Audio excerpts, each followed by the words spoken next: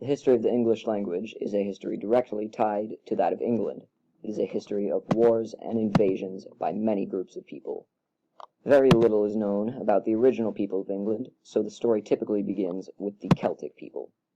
The Celts were united as a people by their language and culture, though they were politically disorganized. The Roman occupation of Britain kept the Celts safe from invaders for 300 years, but after the Roman withdrawal, the Celts were left open to invasion.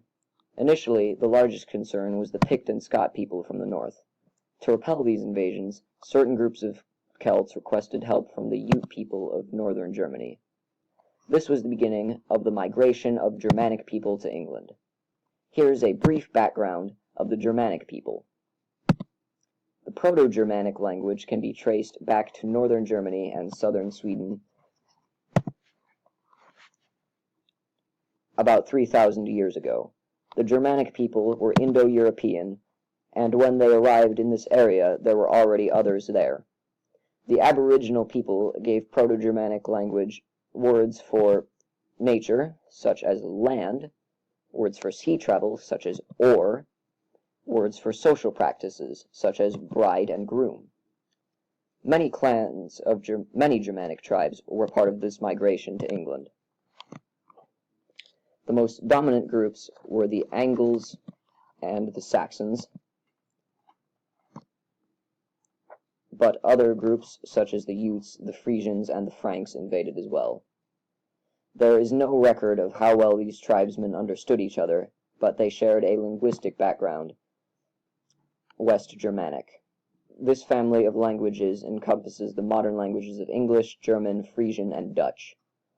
The new residents of Great Britain quickly became the dominant ones, either assimilating the Celtic Britons or forcing them to the remote edges of the island, or off the island altogether. The extent of the Germanic people can be shown by the names of places in modern-day Britain. Germanic place names will typically begin as a compound of a person's name, followed by an ending, such as tun, which means village, or burn, which means stream. This leaves one question open, however. Why did the new languages overtake Celtic, and not the other way around? There are a multitude of potentially correct answers to this question. One answer is that there was too much infighting between the Celtic people, which allowed the Germanic people to dominate both culturally and politically. Another explanation is that mingling between the two races was strictly limited to the nobility, so that common people were not exposed to the language of the other group. There are records of Anglo-Saxon nobles choosing Celtic names as evidence of this. Yet another explanation is that the Germanic arrivals felt that they were either superior or even inferior to the native Celts, but in either case they chose not to mix. By the early 9th and 10th centuries, the Anglo-Saxons were unquestionably the rulers of Britain. It is at this time that the area is first referred to as Anglo-land, an old form of England, meaning land of the Angles. By this time, there are 7 established Anglo-Saxon kingdoms, and many of the Germanic tribesmen had become united in language and culture. Dominance cycled between several of the kingdoms for some time, but eventually the Saxons in Wessex, led by Alfred the Great, become dominant in politics and language. Generally, Old English is divided into 4 dialects. These are Northumbrian, which is located in northern England, Mercian, which is located in the middle of England, West Saxon, which was located in the south of the Thames, and Kent, which is in southeast England. These are rooted in where the different Germanic groups settled down. Northumbrian and Mercian dialects come from the Angles, West Saxon come from the Saxons, and Kent come from the Jutes. The reason that English is divided into 4 dialect areas is not because there are only 4 dialects, but because that is the best that linguists can figure out based on the written record. In reality, England would have been like a sea of different dialects that vary from village to village.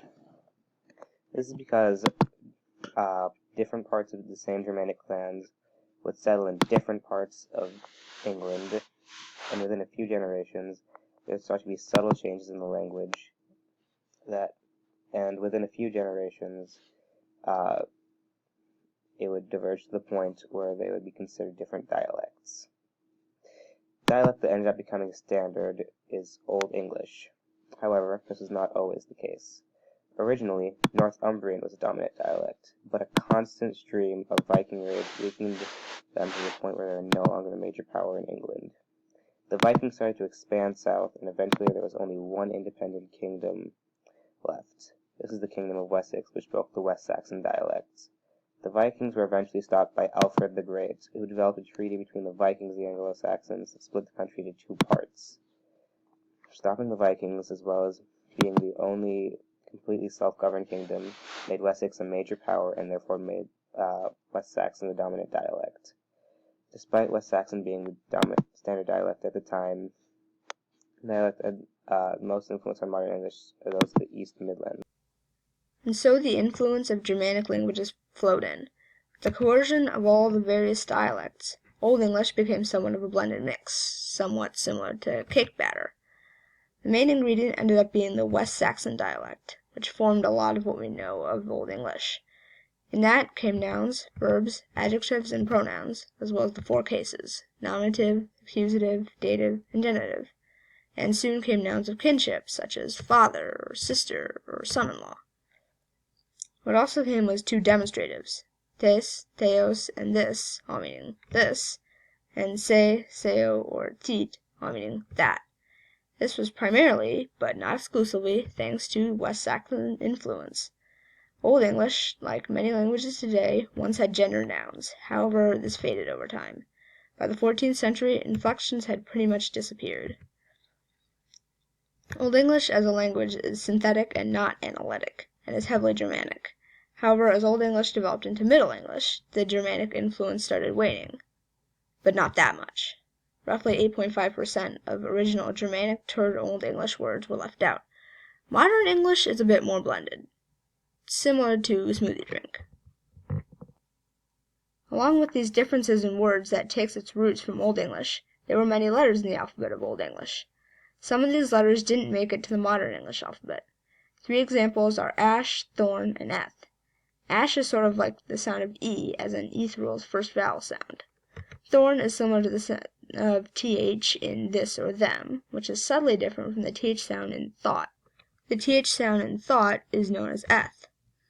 These letters show how Old English was more complicated even in its alphabet.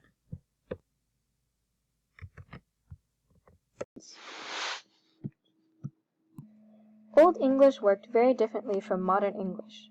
In modern English, word order is very important. For example, the sentence "dog eats food" has a very different connotation than "food eats dog." However, Old English functions more like Latin in that instead of word order telling who does what, there are cases. The nominative case makes the noun the subject. This is the equivalent of the first word of the sentence in modern English. The accusative case makes a noun the direct object of the sentence. In the example of "dog eats food," food would be the direct object. The genitive case makes nouns possessive. If the food was the dog's, dog would be in the genitive case to mark possession. The cases generally come at the end of the word. So for the same sentence "dog eats food" would be in Old English "dogka," dog, "eateth," eats, and "leofan," food. However, in Old English one could also say "Leofan eateth dogka" and it would still mean the same thing.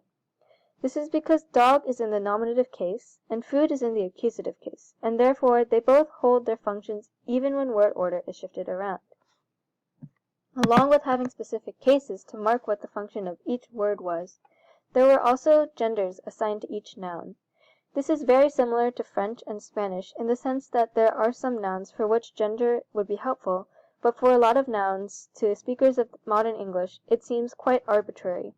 For example, in Old English, a fork is masculine, a sword is neuter, and a goblin is feminine. While this may seem arbitrary to us, to the Anglo-Saxons it was normal and necessary. Not only were cases and genders assigned to nouns, but they were also assigned to any adjectives attached to the noun. For example, in modern English, if one wanted to describe a sword as black, one would simply say "black sword." However, in Old English, to say black sword, one would have to take the neuter singular form of black, as sword is neuter and assumed to be singular, and then put it into the appropriate case, appropriate being the same case as sword was. So, if sword was subject, and then black would also be in the nominative case. This would translate to Blake sword.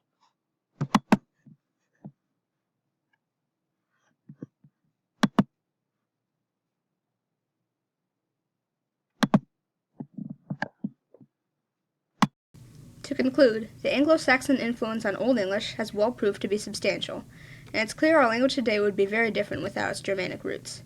I mean, imagine referring to your brother or sister as something other than any of the words we know to mean a sibling.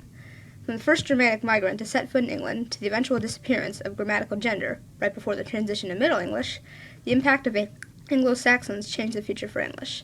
It's true that Old English is very, very different from modern English, but as linguists have discovered, no language stays the same, and languages can change significantly with enough time.